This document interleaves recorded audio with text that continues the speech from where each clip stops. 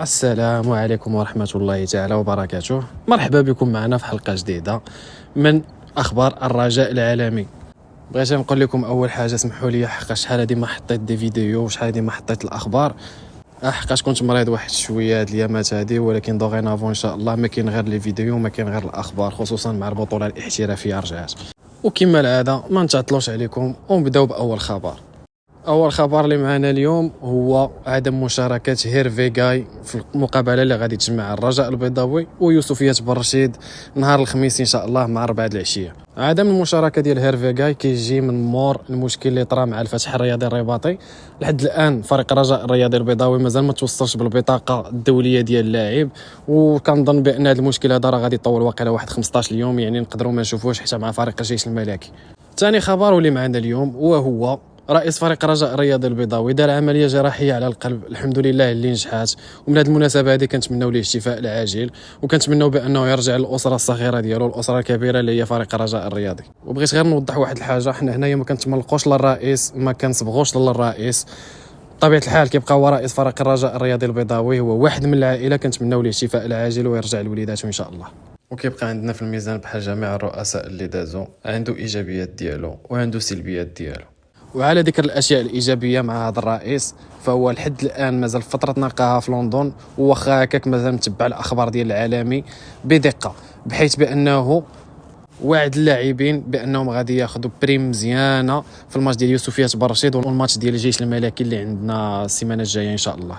ثالث خبر واللي معنا اليوم وهو عدم مشاركه رياض بن عياد في المقابله ديال غدا ان شاء الله.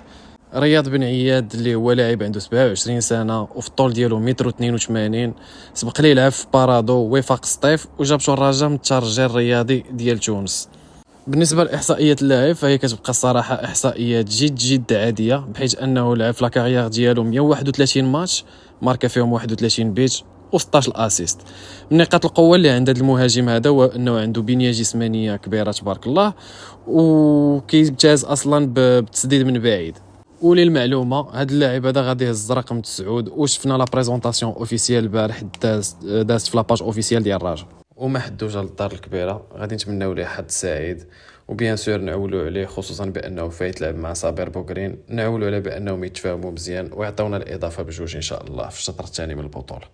واخر خبر قبل ما ندوزو الفقره ديال التشكيله هو اللاعب بولكسوت، عنده 4 ديال الصفرات، كيف غدا ان شاء الله في الماتش ديال يوسفيات بن-رشيد ما غاديش يكون مشارك. بالنسبه للفقره ديال التشكيله فهي غادي نعطيو فيها غير التوقع ديالنا ديال التشكيله اللي غادي تكون غدا، خصوصا مع الغيابات. حنا تنقولوا في الشبكه غادي يكون زنيتي، وقدامه غادي يلعب مقدم وخفيفي، والاظهره غادي يكون بالعمري وزيلا اللي سبق المدرب جربه في الماتش ديال ووهان، كنظن بانه هو اللي غادي يعوض بولكسوت غدا ان شاء الله. نمشيو خط الوسط اللي غادي يبدا بمبارك وقدامه المكعازي ودومينغو. حيد صابر بوكرين حقاش ديجا عنده 3 ديال الصفرات، وكنظن بانه ما غاديش يغامر به المدرب جوزيف زينباور غدا باش يلعبوا قدام يوسفيات بن-رشيد، غادي يكون محتاجو اكثر في المقابله ديال الجيش الملكي. في الاجنحه تنقول غادي يدخل بوزوق والزرهوني، اما البوست ديال الناف فكنظن بانه غادي يدخل موهوب، حيد النفاتي لان النفاتي عنده ديجا 3 ديال الانذارات حتى هو، وما كنظنش بان المدرب غادي يغامر به بانه يلعبوا كونتر يوسفيات بن-رشيد. كيف ما غدا تقدر تكون الفرصه باننا نشوفوا اللاعبين الجدد اللي جاوا في الميركاتو الشتوي للرجاء بحال اوبريغو اللي يقدر يلعب في بلاصه موهوب، ولا نقدروا نشوفوه في الدوزيام ميطا كوم رومبلاسون. المهم هذه التشكيله اللي كتبان ليا، ما تنساوش تخليو لي الاراء ديالكم في التعليقات. ما تنساوش مور المقابله راه عندنا فيديو غادي نديروا فيه تحليل شامل للماتش، وغادي نحاولوا نقطوا اللاعبين على حساب المردوديه ديالهم في التيران.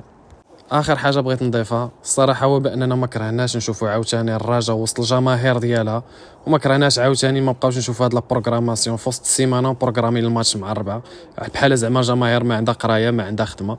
الحقيقه هادشي خاصو فيه اعاده النظر. فإلا وصلتوا حتى لهنايا ما تنساش تقرص معاك على ديك جيم، ما تنساش دير ابوني لاشين، خلي لنا الراي ديالك في التعليقات. تشالاو.